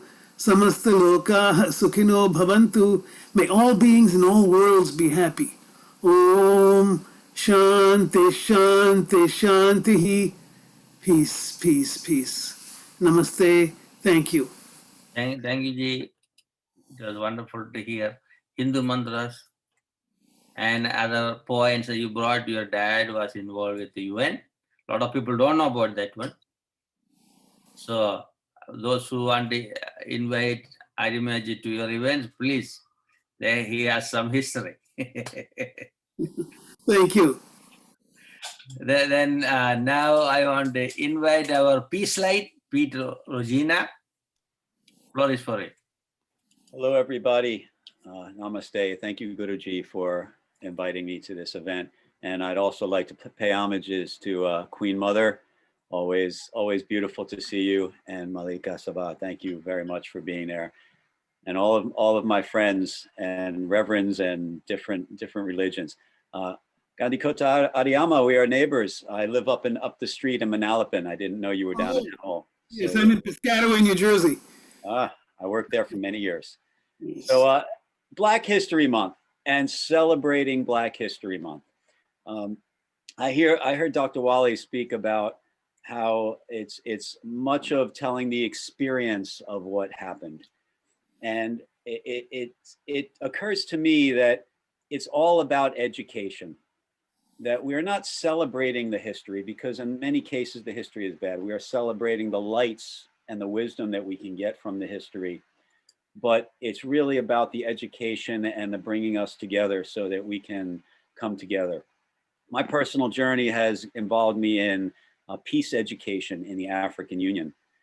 And it occurs to me that the importance of connecting the diaspora back with the continent for there to be this mutual education and mutual healing is a very important part of what Black History Month both is and should evolve to be more of. And that I take very seriously. Guru mentioned before the number of citizens around the world that are youth, 40% of the citizens around the world being youth. That number in Africa is closer to 75%. And there is an enormous opportunity to educate, as is called for in the 50-year plan of the African Union, the tenets of peace, the tenets that were so strongly propagated by Gandhi, by Martin Luther King, and told to us today by Angeline, some of those personal experiences. All of those are very important to continue to propagate going forward.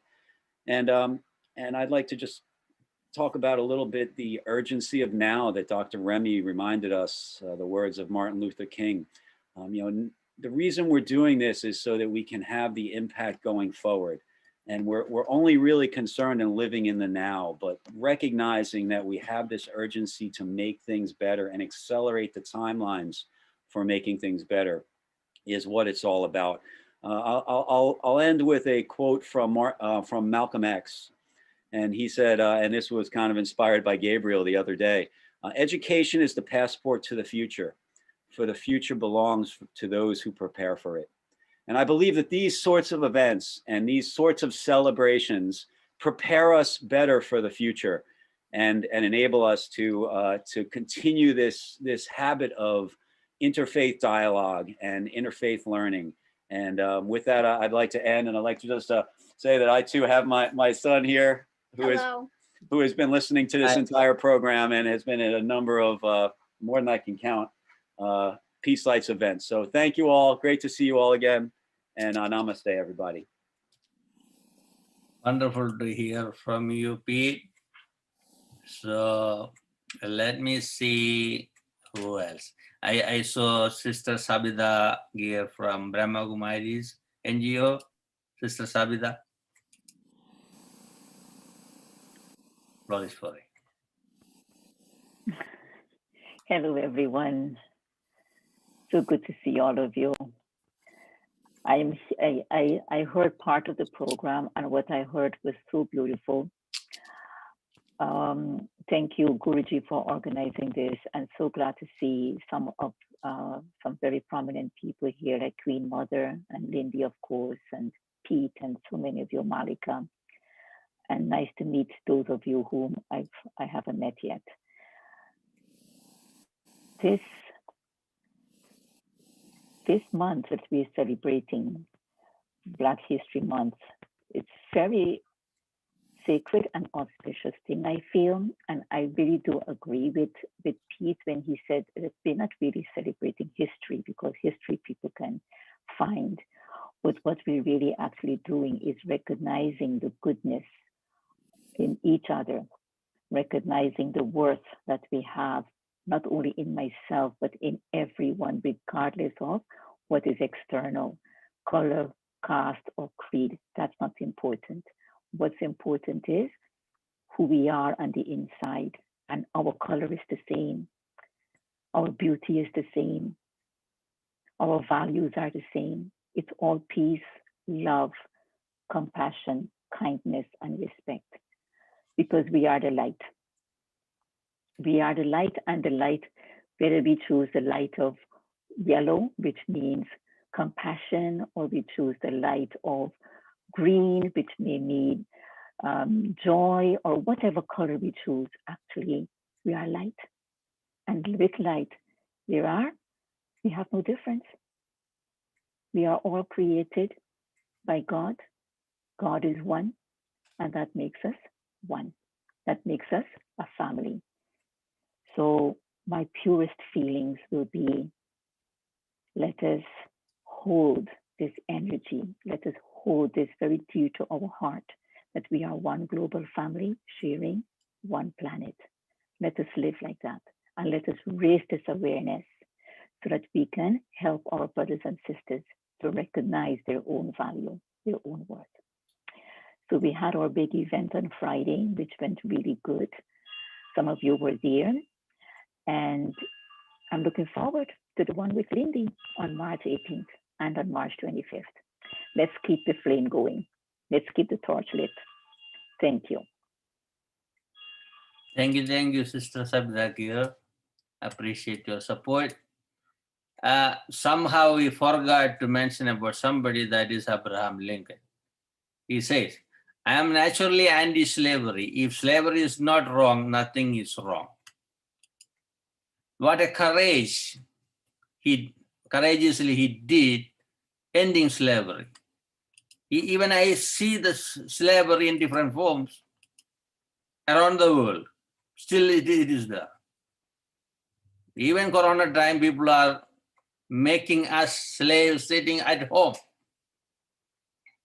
Something we had to think about it. I'm not against the vaccines or any other precautions to save us from the virus. What is going on around the world? We turn around the nature, we destroy the nature, then we want to control people. This is not a humanity. Something wrong in our leadership. A lot of time I argue with leaders, especially politicians, religious leaders, and business people. They are the people supposed to lead people in a proper direction. We have duties. This is not we are doing a seva. It is our duty, even it's paid or not, because we are matured enough to serve. So there is something wrong going on around the world. We have to fix it. That is our duty. Otherwise, this world won't exist for longer period. Like I'm reading all the news about the climate change. Even New York City can be in the water within 10 years. You know? And some people are saying there's no problem in the environment. Something wrong in their head. You know? We had to use our brain to think about and learn about and educate and share. It's not for fight, for our existence. You know, we had to make sure our next generation should live peaceful. Otherwise, no point of all of the theologies great masters brought from different countries. That's a purpose, you know. The nature should have a balance. We should have a balance in our own life. You know, so we have to, each of us should take a responsibility to fix the problem and balance the world, you know. So I want to invite Brother Raj Oneness. Brother Oneness is here. Unmute yourself, bring your video up. Sorry for you. Yes, namaste everyone, all the divine souls on this panel and everyone who is watching on Facebook Live. I just want to reflect on my own life. You know, I came in '73 to United States. My brother had a medical practice in part of Detroit where a lot of Black people that was, he was serving. So that was the introduction to Black History Month at that time. Later on, several years later, I had a chance to work at Bed-Stuy Restoration here in Brooklyn in the Black community. And once again, made friendship with our Black brothers and sisters. Now I have a family member who is my own daughter-in-law from Eritrea. And we have 3 beautiful granddaughters who are of African heritage. So African heritage and African culture is part of my thinking and my own beloved Swami, my Guru, Sri Bhagwan, Satya Sai Baba, who taught the principle of divinity lives in each one of us. Each of us is a unique creation of God, have the capability to experience that God's love and share with all of creation. So change begins with me. I have to radiate that smile, acknowledge, accept, include, expand my thinking. The moment I consider another person as my own family member, no animosity, no adversity, there's no reason to argue a point. We can agree to disagree, but we can all flourish like one big family and glorify that one God in all forms, Allah, Buddha, Jesus, Mahavira, all names, all forms. It doesn't matter. Just like going to a buffet, enjoying various items to relish our hunger. Our hunger is the spiritual hunger to experience that divine love. That's what all the religions taught us, and that's what we are here. So each of us can make a difference. So we have to take care of ourselves, our thinking, so that we feel good, so that we take care of our family to make them whole, make them all inclusion, so that we forgive, we forget, acknowledge, and be an encourager. That's the whole point. So I pray to Lord Almighty to help us to radiate the divinity within each one of us and radiate that peace within each one of us. Peace begins with me. Om Shanti. Om Shanti, Om Shanti. That is wonderful. Gabriel,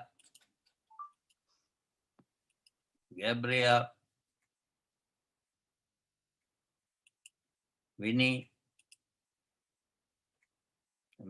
making sure everybody will have at least 1 minute to speak up.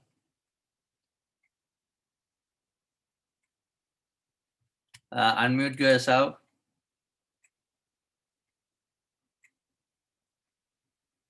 Unmute yourself.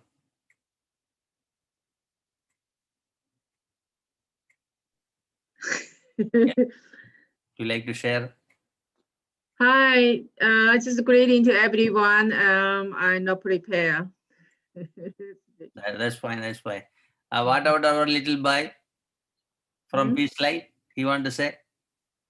My English is not enough good to say, and I'm afraid to say this time, maybe next time. Okay, okay, fine. Pete, Regina, your son is like to say something? Son. You say something? Peace? What do you say at the end? Yeah, come on, Theo. Right. Say something. May peace prevail on earth. That is good. May peace prevail on earth. Gabriel Martinez. Okay, that's great. Namaste. Good. Namaste. Sorry, I was late. Unprepared. My apologies. It's wonderful to be with you all and to listen to you all. It's very inspiring. Today is a wonderful celebration. Very long overdue. This is a welcoming home, the way I see it. This is a welcoming to our human family, to spiritual consciousness, to awakening, to it's a reunion, because we're all one family. And regardless of what happened in the past, regardless of anything, it's really about what we do from this point forward. And the way I see everybody talking, the way I feel the energy flowing today, I feel like it's finally beginning to come into place. And we need to restore the earth. We need to give homage to the indigenous people of the world. They're the ones who have the connection to the earth. We need to take each step with meaning, with awareness. And if we lose track of our steps, we need to become aware as quick as possible and learn to forgive ourselves. And really learning to forgive ourselves is the hardest thing. Everything on the outside is a reflection of the inside. So it's somebody said earlier, it's how deep we're willing to go. It's a beautiful journey in the dream, in the non-nightmare part.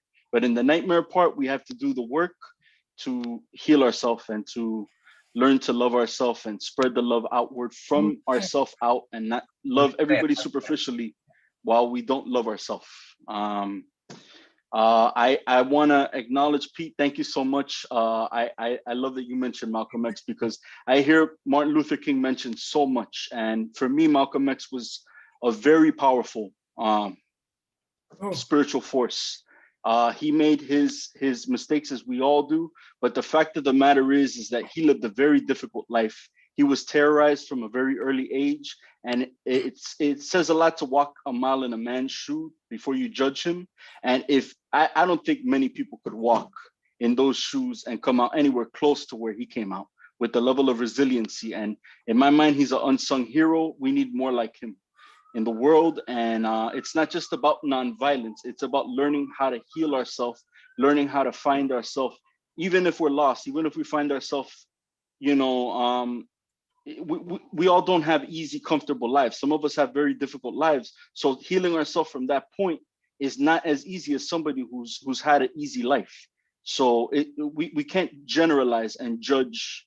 You know, we have to learn how to appreciate each person's journey, be willing to see where each person came from, and appreciate what the positive that they have to offer. And we're all healing together. So this is a co-journey. This is not just one person. So we're sharing, and this is a beautiful sharing. God bless you all. Wale, all of you, God bless you. Thank you so much. Queen Mother, you are such an inspiration. God bless you. Thank you, Gabriel. That was a wonderful message. I want to invite one of our board member, Anand Patoli, is living in America more than 50 years, came from India, is an artist, musician, and a writer. And today is his birthday too. So we'll do a prayer. He will do the prayer, then we'll sing the song. Okay. Guru, maybe you can spotlight him. Yeah, I'm going to spotlight Anboy. He will do the prayer in his language. So we'll learn what is his language. Yeah. Namaste. Om.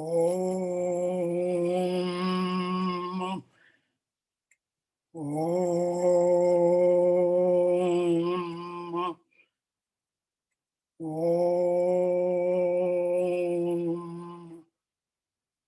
Om Brahmaya Namah, Jehovaya Namah, Allaya Namah, Anantaya Namah, Sarva Sakshi, Sarva Vyapi, Parameshwaraya Namah, Nirgun Nirakara Devaya Namah. O Lord, thou art one, but thy names are many.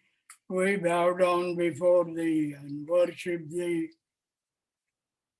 Namostu Tuzala Paramamangala Paramavatsala Vishwapate Mani Jani Aparatrabhode Sarvakala Tava Samakshate Jagat Karana Vapa Upama Jagina Tujya Vatsalate Jagat Karana Putra Vinav Sada Krupatava Virajate Jagat Chalana Pavitratman Pavitra Karamuchi Charite Hey Trividayka Nubhode Tava Ananya Shubhamaya Bhuti Te. The Gayatri Mantra. Om Bhur Bhava Swaha Tat Savituravaranama Bhargo Devasya Dhimahi Diyo Yona Prachodayat. Shri Om Shanti Shanti Shanti. Shri Om Shanti Shanti Shanti. In his name eternal peace, peace, peace. So everybody can sing happy birthday. He is a young boy. Happy birthday to you. Happy birthday to you. Happy birthday, dear Bye. Happy birthday to you. Hey. May God bless you. May God bless you. Are you 10? Are you 20? Are you 30? Are you 40? Are you 50? Are you 60? Are you 70? Are you 80? Are you 90? Are you 91? Happy birthday. God bless you. We are waiting for the 100th year birthday. Yes. We'll have big celebration. Yes. God bless you. May we all live long to the same age or longer. Thank you so much. It's been a joy knowing you. it is said that when you reach 90, you're part of the 9 planets. You know, Oh, and when you reach 100, you become pure divinity. wow. Yesterday evening, Rajbhai called me around 3:30. Oh, are you there? I said, yeah. Oh, I'm coming. So he came from Brooklyn with a cake. So we don't know. He's bringing cake. Oh, good, wonderful. We had a celebration. Yeah. That was a pleasant surprise. Right. Thank you. God bless. God bless. God bless you. God bless you. So we'll, Many blessings, many blessings. Happy birthday, Ambai. Happy birthday. Bless okay. He's going. So thank you everyone. It was a wonderful gathering. I feel good because we had to support our friends. In our group, we don't differentiate people. We think all are our brothers and sisters. I tried to keep up my principle. Maybe here and there I may make some mistakes. Usually I'm pretty good with it, you know. And people may think I'm a little prejudiced or egoistic. Fine, they can think it, but not in reality. You know, I'm totally different. Because I see people's life, how they go through it. That's why I travel around the world, meet people, and go to their house, stay there and learn about the culture, eat their food, and what is the taste. I'll talk with them. What is your farming techniques? How you make money? How do you interact with the people? What's the language? At least one word I learned from them. So they feel good. When you speak their word, konnichiwa, they're happy. Or annyeonghaseyo, sabe bien, you know, different, they're so happy. So they learn only thing from me, that is namaste, nothing else. You know, so I promote our culture, we promote their culture. This is the way it is. We create international integrity between people. That's a UN meant for. So some of us are part of the UN group, and we incorporate other people to our group so they can learn different things. You know, we cannot bring all the people to the UN events, but we share what we learn. You know, this is where we work in the grassroots level and make the change. We don't want to live in a pedestal, you know, and we had to be with the people. That's the part I love it. So each event is different, so we'll go according to the event.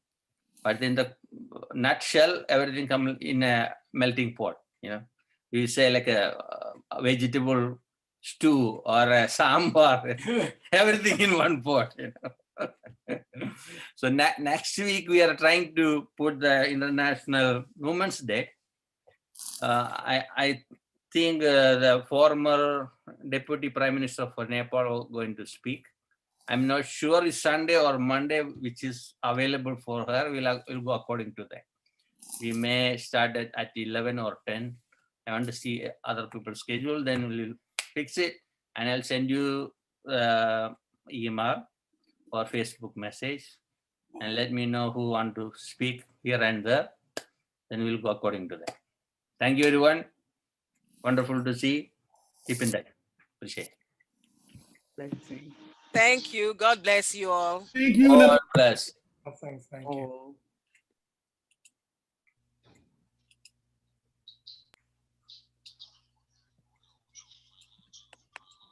Thank you.